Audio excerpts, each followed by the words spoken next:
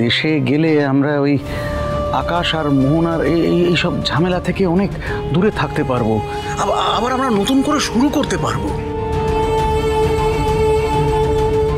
মোহনা আমার যা ক্ষতি করেছে তার ফল ওকে একদিন পেতেই হবে। ও মাই গড, ব্যাপারটা যেরকম বুমেরাং হয়ে যাবে আমি তো সেটা ভাবিনি। আমি কি করে তোমাদের সাথে দেশে ফিরবো বলো তো?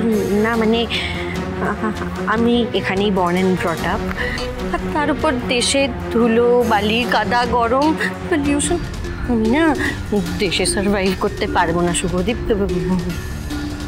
বাংলার মাটি, বাংলার জল, বাংলার বায়ু, বাংলার ফল, পূর্ণ হোক, পূর্ণ হোক, পূর্ণ হোক হে ভগবান।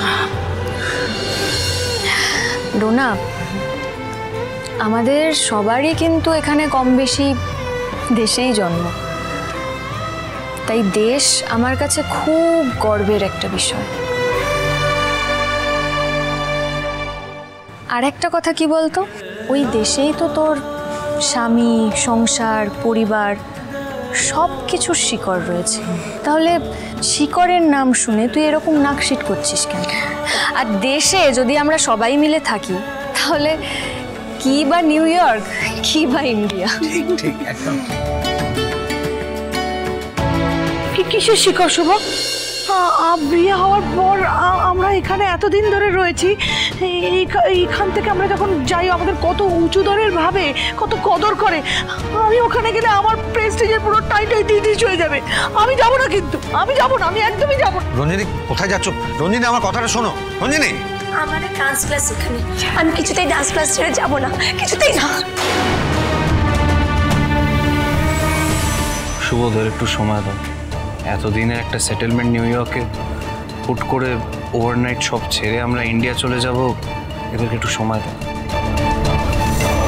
আমাদের ঝামেলার জন্য হুট করে এদের জীবনে এত বড় একটা ঝড় চলে আসবে, একটু সময় দিলে আমার মনে হয় সব ঠিক হয়ে যাবে।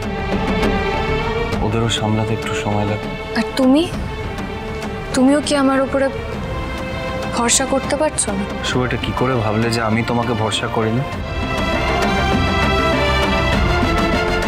আমি জীবনে প্রত্যেকটা ডিসিশনে তোমাকে সাপোর্ট করি, তোমার উপর ভরসা করি, আমি নিজের থেকে বেশি তোমায় ভরসা করি।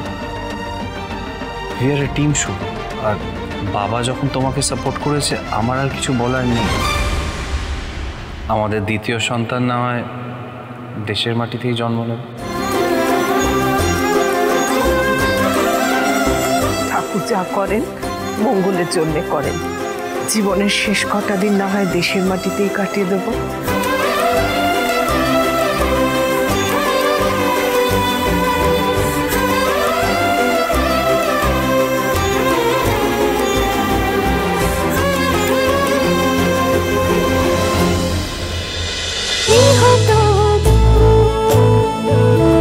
গৃহপ্রবেশ সোম থেকে রবি রাত 10টায় স্টার জলসায় ও জিও হটস্টারে।